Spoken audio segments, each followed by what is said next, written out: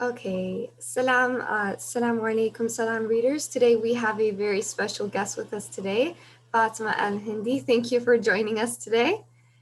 Yeah. Inshallah, we will interview you today and ask you a series of questions. Would you like to introduce yourself to those who don't know you, to Salam readers? Who is Fatima Al Hindi? My name is Fatma Al Hindi, and I am a consciousness researcher from science point of view, and also, of course, from the Quran. So I have been in this journey for like over 35 years now. MashaAllah. And yeah, so I first studied math and physics, and then I went to study Islamic studies. So I got my master's in what we call Usul al-Din, which is, the Quranic tafsir part of the Islamic education. And then I moved on also to study consciousness, from the metaphysics point of view. And I've been also, parallel to teaching math in colleges. I was always running a Sunday school since my kids were really young. And so I first worked in some of the mosques, and then I moved on and opened my own center, which is Nas Learning Center. And the word Nas means it's open for all people from all ethnic groups and from all over the world. You don't have to be a Muslim to learn the wisdom from the Quran. Amazing. That sounds amazing. It sounds like you're a very well-rounded person, mashallah. And you talked about the different fields you worked in. Can you talk about how you got started with your career and a little about your career? My career as an LC or as a professor. Uh, So which one you want me to talk as a professor? Yeah, that would about? sound good.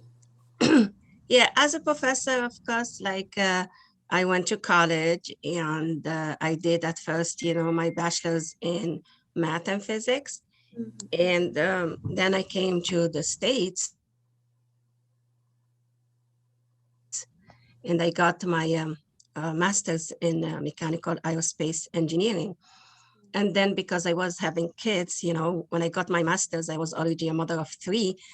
I decided to stop with the PhD program because I did all the coursework for my PhD, but I had to stop just so I can focus on the children. And I said, meanwhile, I can just be teaching part-time, math in colleges.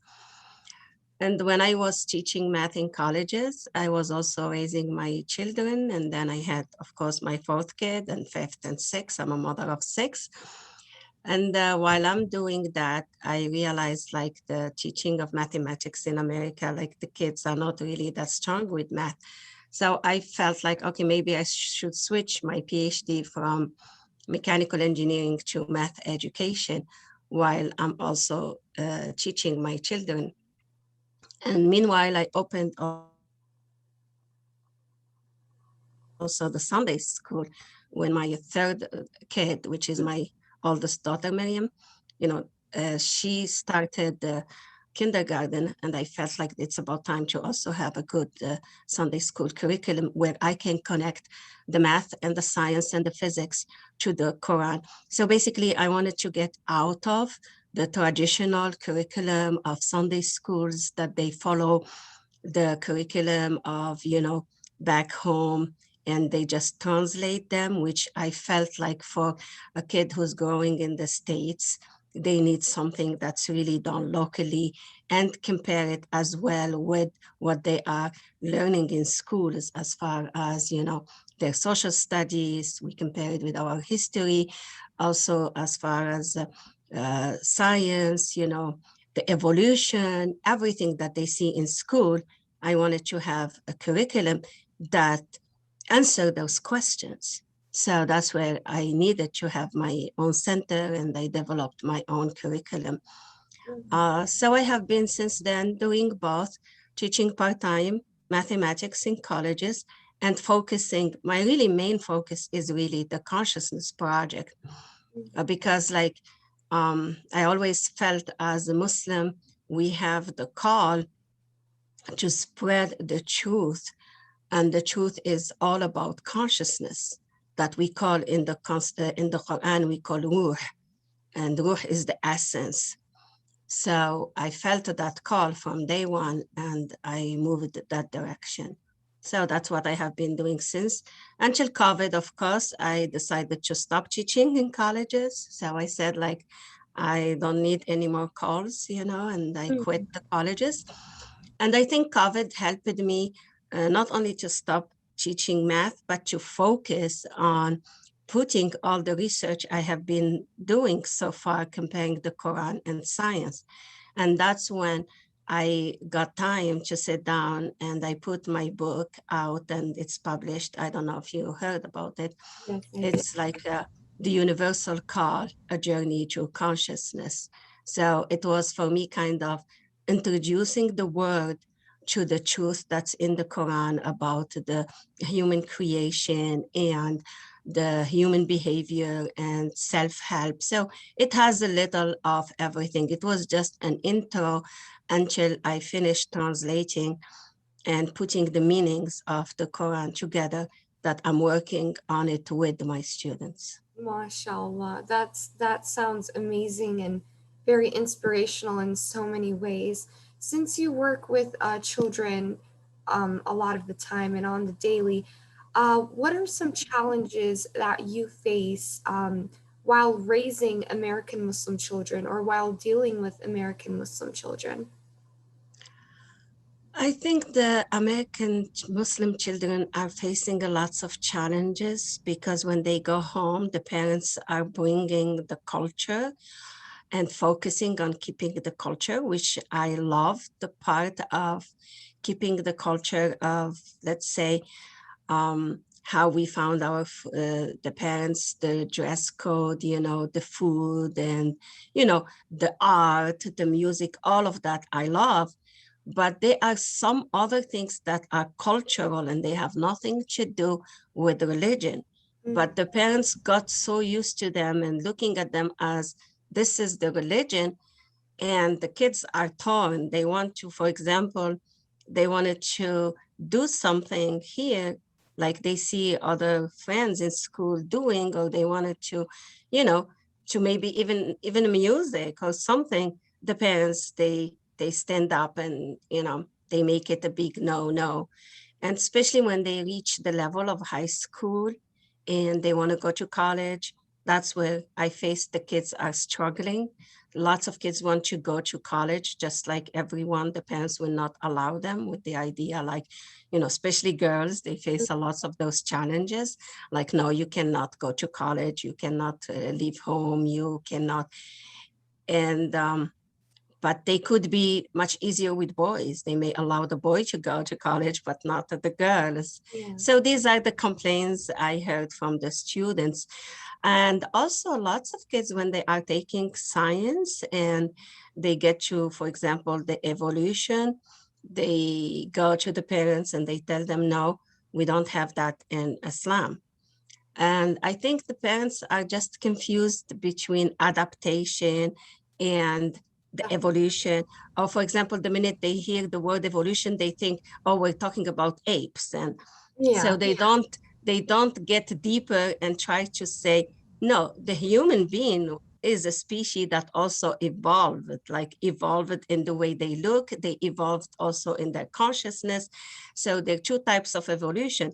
The body has been evolving and changing with time, over like 200,000 years now. And also the consciousness is evolving, the human being is becoming more aware. So humanity is changing and also evolving. So some kids would just come and say, my parents would not even allow me to take evolution in science, or they don't believe in evolution. And so these are some issues I found, lots of issues. And I think, like, if they just trust those kids, they have a lots of potential. They will keep the culture and they will identify themselves as American Muslim. They will enjoy the cultural part and also learn from also their American culture part, because at the end of the day, they're Americans. Definitely. Yes, I completely agree. trusting children, as a teenager who is also growing up. I definitely see a lot of people like that around my community, and I wish that they would be trusted more by their parents because they're very, bright people, and I believe that they can do a lot in the future, but trust is very important. Yeah, if you trust them from day one and just coach them. The thing is, what I noticed with most of the parents that I worked with, like, for example, I've been running NLC for over 16 years now. But before my own Sunday school, I used to work on Sunday schools in mosques, whether in Arizona or in New York. What I noticed is parents, they have that feeling of ownership of the kids. Instead of looking at the child is a different consciousness that has its own journey, but they should just coach them. And if the child grew up with that feeling, oh, my parents are just coaching me, I'm on my own, I have to make my own decisions, they're going to learn to make mistakes and learn from their own mistakes. But with us, we try to protect them not to even make a mistake, but they won't learn. That will not be their journey. That will be you controlling the journey. So if we just trust them from day one, from really, really from, before even kindergarten, at young age, you show them all possibilities and you tell them, if you do this, the consequences are this. If you do, so show them all the possibilities, but then it's your choice. So they're going to remember all the consequences you shared with them. But if they make the wrong choice, they're going to get back and say, yeah, I should have listened to my parents. But it's not the end of the world. They learn their lesson and they move on. So life is just, I call it is summation of experiences. And what matters is not the experience itself. What matters is the lesson learned from the experience. So our children, we need to experience to grow. So the more we are trying to keep them into that trap of you do what I told you, or otherwise they're not a good child, then they will never figure out their own issues. They will never figure out how to grow. And then they get to that double personality where they go to school, they're trying to be like the people in school, they go home, they're trying to be like the parent, and you put them into a mental stress. And Yeah. then that creates anxiety and depression, loss of, confidence in the self. But if from day one you treat them just like you treat an adult, like, okay, here are the possibilities in life. I can share with you my experience. I can share with you, my sisters, my siblings, my family experience, my friends, whatever you want to bring as stories. And kids love to learn from stories. You can bring the stories of the prophets. You can bring stories from the Quran. You can bring stories from, recent life, what they can relate to. I notice in Sunday school, lots of kids, when we bring all these stories of, for example, the companions, they're there and like, they forget about it. But if you bring a story that they watch in their own cartoons, that they watch in their own movies, it's going to stick to their brain because that's what they see and that's what they hear in school. So I think what we need to emphasize on is put yourself in the child's mind, in the child's time, in the child's space, and get out of the routine that we grew up with. So we are coming from a different culture, and these kids are growing in a totally different environment, totally different culture. So we need to find the solution as parents, because I'm speaking as a parent of 6 kids and 3 grandkids, and my granddaughter is in high school now. So I have experienced a lot dealing, with the teenager life and the college life, and then, their marriage life and all the issues that they face. I experienced it with my own kids firsthand, and I experienced it with the kids in the school. Mhm. Yes. I think I said enough for that, unless you have You another question definitely, or another comment or whatever. mashallah, you worded it beautifully. I've never heard it been worded better.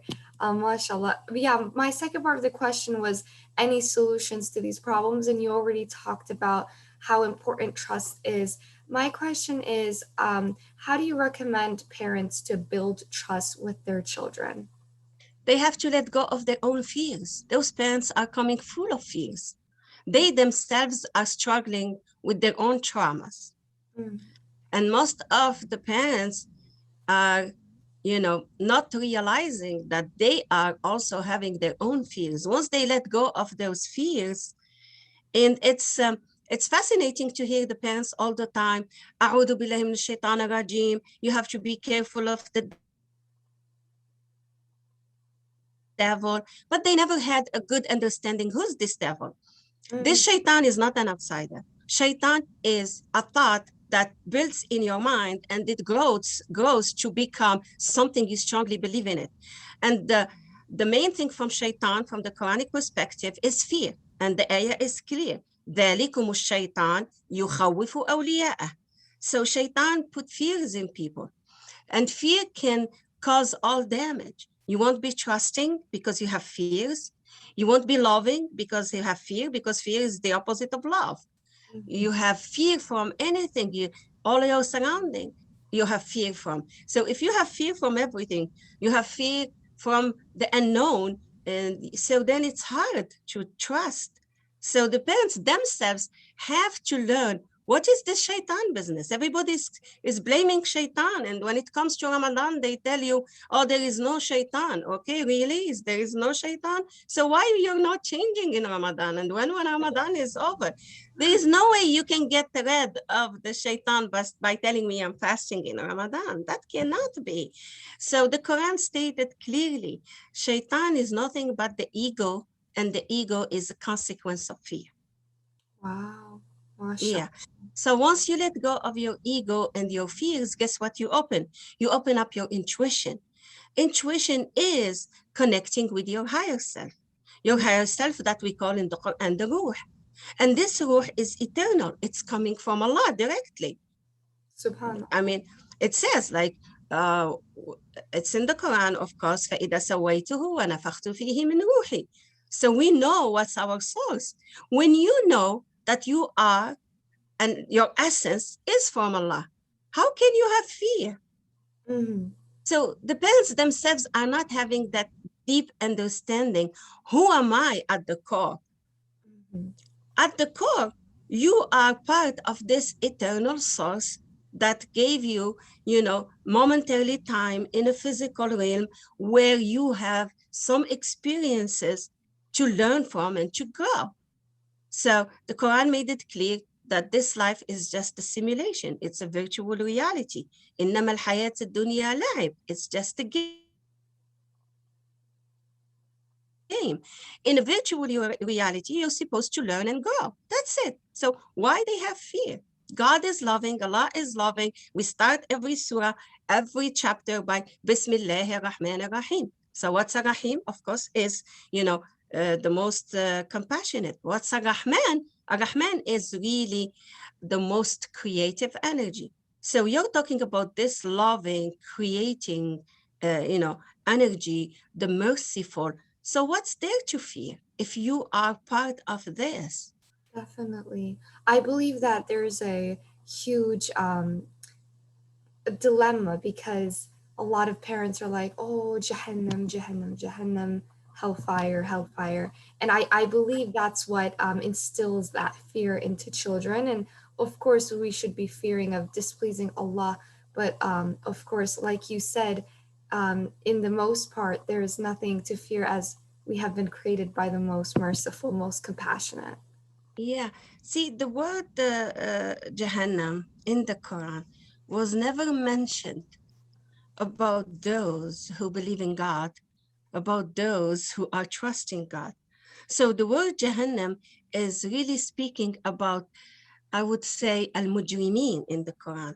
The mujrim is someone who's completely separated from God, like completely separated. Mhm. Like they are causing crimes and trouble, and like in a way they become what we call not only following their own shaitanic thoughts, but they become the shaitan in form. In human That's form, when, right. yes, that's where the word Jahannam was mentioned in the Quran. Other than that, I don't know why, as a Muslim, you talk to your child about Jahannam. So you're not even trusting the ayah that says, إن الذين آمنوا والذين هادوا والنصارى والصابئين من آمن بالله واليوم الآخر فلهم أجرهم عند ربهم ولا خوف عليهم ولا هم يحزنون. So those who believe and those, who follow Judaism and those who follow Christianity and the Sabi'ah and all of these, they will be having, uh, basically paradise, and there is no fear on them and there is no grief. A statement like this verse is in Surah Al-Baqarah, a statement like this, that's it, should give you the comfort, unless you're not believing. If I am a believer, like for example, and I always gave these examples to my staff, my teachers, I said, if I say, I need all the teachers to come to the room for a meeting, I said, who's going to stand up from a whole crowd of people? My teachers will stand up and come to the room for a meeting. I said, when the Quran is saying, Ya ayyuha alladhina amanu, or those who believe, and it tells you, if you believe, this is what you have. That's it. You have to know you're a believer, and this is the promises you're having. So why would you try to look and create a hell for yourself? Mm-hmm. I don't even address hell with my children, and they never do, Mm-hmm. because it's not meant for us. So why am going to hell? Why am creating? You are the creator of your own reality. I would say we are co-creators. So when you are focusing on hell, you're going to create a half of hell. But when you create on love, on mercy, on creating peace, on bringing people together, that's what you're going to create. So I think the parents need to change the approach, how to even themselves, see themselves. Because love is all that there is, and the Quran addressed that all the time. Mm-hmm. Definitely, definitely. That's a very different and interesting perspective.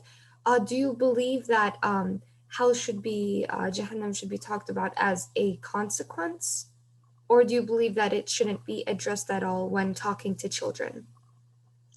First of all, whenever the Quran brought the word Jahannam again, I said it was brought to a certain type, okay?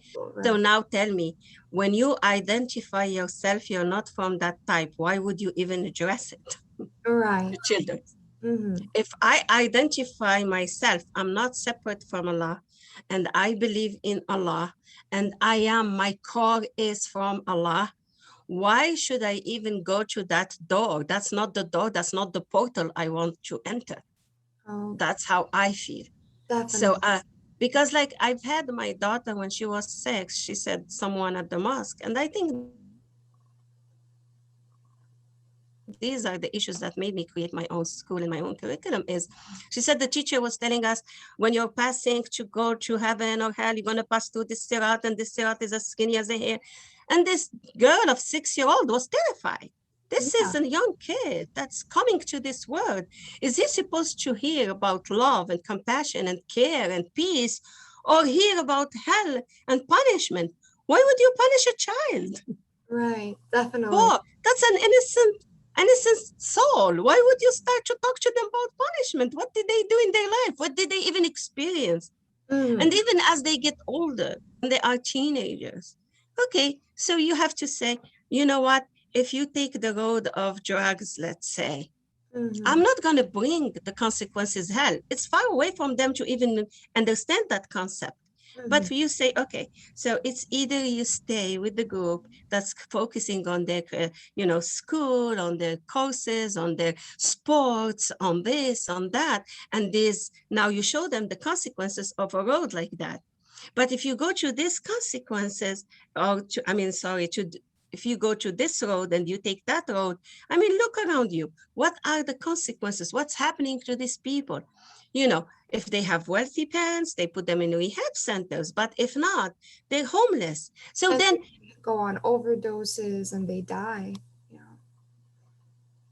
yeah, and kids can go overdose. Yeah, so when you show the kid all these things that he's surrounded by and show them YouTube videos and things like that that talk about this, I think they will understand better and they make better choices. Then you go and you say, God will put you in hell. Yeah. You're going to just make him far away from God because you're teaching him the separate self, like you're separating him from the loving God, and you're putting an image to that child, this God who likes to sit on a chair and punish people and Mm, put them in hellfire. that, I don't address myself. I don't like to address hell, period.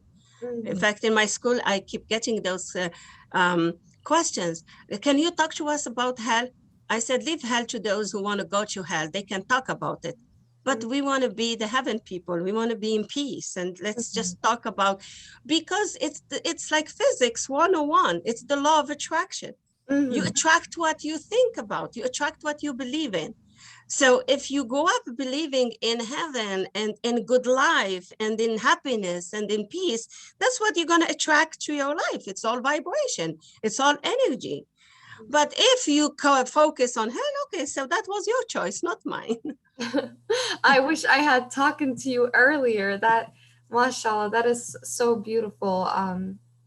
You worded it amazing. Thank you. So my seventh question was going to be, do you have any future goals for Nas Learning Center or for the students at Nas Learning Center? Yeah, I mean, I'm very happy with how NLC turned. Some of my students who started with me really at elementary school, they stayed with me. They went to college. They stayed contacting us, came back from college, got married. They are still in the school. And some of them started to bring their kids to the school. Oh, So I'm very happy with that. I'm thinking to move now NLC online so that they can benefit from it from all over. So I think the pandemic taught me a good lesson that you can use Zoom and teach people beyond Syracuse. And also, my next goal is really to publish a good translation of the Quran. It's about time to move away from the translations that were taking from the interpretations mhm, that were done about 1,000 years ago. mhm, Most of the interpretations of the Quran are taking translations of the Quran that are recent, are taken from the interpretations that were done by either Ibn Kathir or Tabari, mhm, and these are great scholars for their time. mhm, So after 1,000 years, science had evolved so much, humanity had evolved so much, and the Quran is like it's like a huge encyclopedia that was given to humanity at the infancy level. So can you imagine you give a book now of, let's say, metaphysics, you give it to a preschooler, how mhm, much he's going to understand from it? He's going to just pick what? The ethics and the morals on the whatever it talks about, but never get deeper. And that's what happened. The Quran came to Muhammad Sallallahu at the infancy or the beginning of humanity. You can say the evolution of consciousness is at the infancy level. Now we did evolve after 1,500 years. I would say after Ibn Kathir, you're talking about almost 1,000 years. We did evolve as consciousness. yes. And we've seen how much, the world had discovered. So it's about time to put a translation that's out there that has the new things that we discovered in the Quran, the beauty, the treasure of science in the Quran, of philosophy in the Quran, of metaphysics, quantum physics, human creation. Everything is beautifully, the science of genetics, everything. MashaAllah. Yes, I completely agree that it's very important. I really like the analogy of giving the metaphysics book to a preschooler. That preschooler would probably maybe pick up on two or three words and would not Yeah, understand the rest. yeah. And if we live just like, for example, if we live keeping repeating and translating the interpretation that was done 1,000 years ago, what are you doing to the Quran? You're killing the miracle. The Mm, miracle of the Quran is not like the miracle of Moses or Jesus. I mean, the miracle of Moses was, a stick and then it's gone. But mm, the miracle of Muhammad was this knowledge that as we evolve, we discover more and more. It's a treasure. But if you keep that book, it only means the way they've read it then. So you killed the miracle. So I feel, and I discovered a lot in the Quran, and I'm working on the translations. And I put some in my book as introduction, like even the story of creation that we know now from Ibn Kathir is not going to work anymore, because we did evolve so much. And science showed us that the Quran is talking about the evolution of creation, the evolution of consciousness, all of that is there. Definitely. And that was a little bit of my next question. Can you introduce your book to us? And I know you talked about it was about consciousness. And are there other topics that you've also issued in your book? So the book, I made it like few chapters. The first chapter was my journey. So I spoke a little about me trying to find the truth. So because I always keep repeating this sentence to my students, it is not your truth until you experience it. Mm-hmm. Otherwise, it's just a blind belief. You're believing so and so. And I Mm-hmm. tell my students, don't take my word, don't believe in me, go meditate, go discover the truth. Mm-hmm. So I started the first chapter with speaking about the experiences that I went through to discover the truth. And then I moved, to speak about gatekeepers versus door openers. And I brought all my experience also as a professor, whether in mathematics, like some of the teachers are gatekeepers. Like these kids, they come to college and have difficulties understanding algebra. And then when I asked them, they say, well, when I was in third grade or in fourth grade, my teacher said, I'm not good at math. And look how they block those kids, they're gatekeepers. Like the minute the kid hear you saying, you're not good at this, you're not good at this, like again, that's what I said. It's law of attraction. Now you're teaching that kid to be negative and to not believe in himself that he can do math. Same thing we had in Islam, in the Quran. Everybody is telling you cannot understand Quran on your own. You need an imam, and they just take you back to 1,000 years ago. So they closed the door for opening people to go dig and understand and put a good interpretation. Then I moved to talk about like tests in life, like who are we as a human? What are the tests that we go through? And what are the things that can help you grow?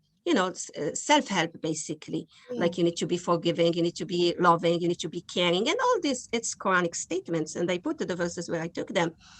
I think after that I talked about Ibrahim alayhi salam, how Sayyidina Ibrahim, the prophets, Yes. the father of prophets. And Yes. I explained, we were told in the Quran, even Muhammad himself was told to follow Ibrahim.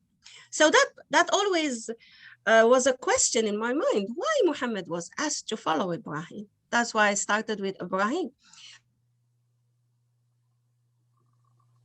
And he was asked to follow Ibrahim because Ibrahim was not just a believer like that. He experienced the truth. So Ibrahim didn't have Jibreel come to him and tell him, believe in God. Ibrahim was like contemplating, looking at the universe, be part of the universe. And he said the sun could be God. Oh no. Then he used the process of elimination. Oh, the moon could be God. No, it's not. So he was discovering God. And then Muhammad was asked to follow Ibrahim. So if Muhammad was asked to follow Ibrahim, it means all of us were asked to follow Ibrahim. So Ibrahim's way to find God was his, experiencing God, discovering the truth on his own. So basically, I spoke a lot about all of these issues. And then I went to the end and they spoke about the creation of a human being. And I got to, because I did a lots of research about the creation. And what always was bothering me is the word Adam. Was Adam just one human, or was Adam, because the word Adam in the root word, Arabic word, if you go and dig into the root word of Arabic, you'll find the word Adam means a mix. So is Adam means only one person, or Adam means a mix, a mix of? Because if it is a mix, then we're talking about the Homo sapiens. And the Homo sapiens were a mix of, the other people, other species that came before Adam. And then Adam was a mix. So then I put an introduction about who's Adam and, you know, the story of creation from the Quran. And then I brought the articles, the scientific articles that talk about our genes, where they're coming from, and the warrior genome and all of these issues that the Quran addressed before science. And science, like I put an article that was, if I'm not mistaken, published just in 2019 or 2018. So you can see Really, how recent is the research. And I found verses that they go with that research. So I just put that. So it was kind of an introduction to Quran. definitely. I would love to get the chance to read your book, and we can access your book through your website, correct? Yeah, either my website or Amazon, wherever. If you go to my website, yes, they have there the book. In fact, it was reviewed by an online company, and they put, it got 4 out of 4, the top rate, and it was well rated Masha. also at Amazon. So people are starting to discover it. I'm getting lots of calls from non-Muslims now that they were happy to see, the beauty that's in the Quran. They never thought, like, there is evolution in the Quran and things like that. Yes. So I'm getting lots of emails and phone calls now, you know, to help people to understand this message of the Quran. And I called it the universal call, saying the Quran did not come to dismiss any book. Every book that was there was coming from the same source. It So was the word, to complete. yes. Mhm. So, and I explained that clearly, and I wanted to be very, very inclusive, just like the Quranic call is very inclusive. Mhm. And I explained myself, like, the Quran never said, like, Allah is a different God. It's the same. Allah, the Arabic word Allah, comes like from, I call it law, universal law, the source, God, Mhm. any larger consciousness system, any way you want to call it, it's all one. It is one God. MashaAllah. My last question is any last words of advice for whoever will be watching this video or reading Mhm. the interview? Any words of advice? Yeah, I advise everyone to be open-minded and skeptical, and just don't believe anything you heard, or don't stick to any religious dogma. Just be open-minded, be very skeptical, and experience. Best way to have good experiences is meditation. Meditation is the answer. Meditation is the key, because, like, you are identifying yourself now with your thoughts, with your, culture, with everything. So that I call it the separate self. Separate self. When you meditate and you go to that stillness, then you're going to go within, and you then, in your own core, you connect with source, with God. So I always give the metaphor of the ocean. You see how the ocean is very still and deep, but the waves at the shore, they may be like up and down. That's the separate self.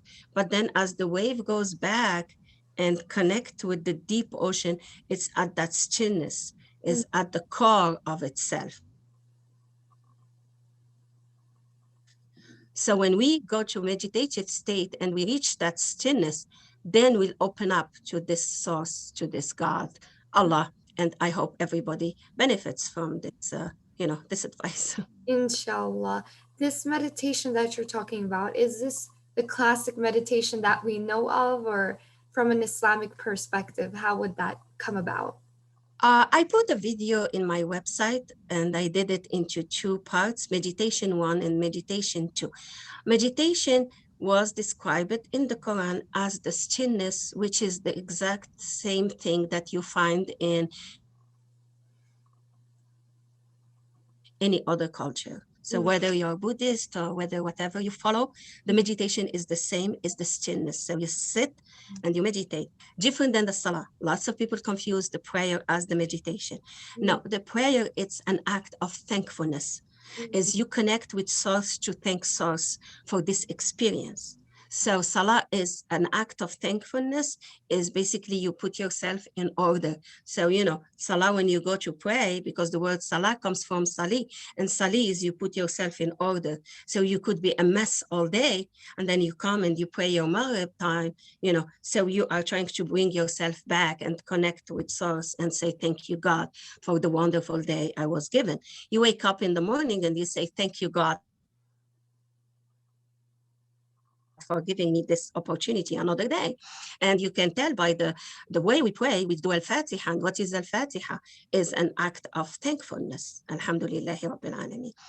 Meditation is after I pray, okay? You then sit down and meditate, bring that stillness. And that was explained clearly in my two videos about meditation 1 and meditation 2, and you can access them in my website. Yes, inshallah, mashallah. That sounds absolutely amazing. Thank you so much for You're answering our welcome. questions today and making time for us. Inshallah, I won't hold you any Welcome. longer. Thank you so, so much. Jazakallah khair. It was And great thank meeting you for you. having me. Yes, Thank you for having me. I wish I met you before. You had beautiful answers, and I was introduced to a very different perspective of both Quran and meditation and everything. Oh, okay. Yeah, it will be good to explore. Just Yeah, be open minded and be skeptical. You don't have to take my word. That's what I tell people. Don't yeah. take my word. Go seek the truth on on your own. Mhm, And, but don't believe something unless you experience it, you resonate with it, mhm. and your intuition then will show you where is the right way. MashaAllah. Thank you so much. You're welcome. We hope Salam readers enjoyed this as well, and I'm sure they're going to really enjoy reading the interview on our Inshallah. magazine. And we'd love to come with as a youth team to Nas Learning Center and maybe introduce our magazine and also learn from students and you there as well. Okay, inshallah. Thank you. Inshallah. We would love to meet you guys. Oh, thank you Okay, so much. Have a great day and Jazakallah khair. thanks. You too. Yeah.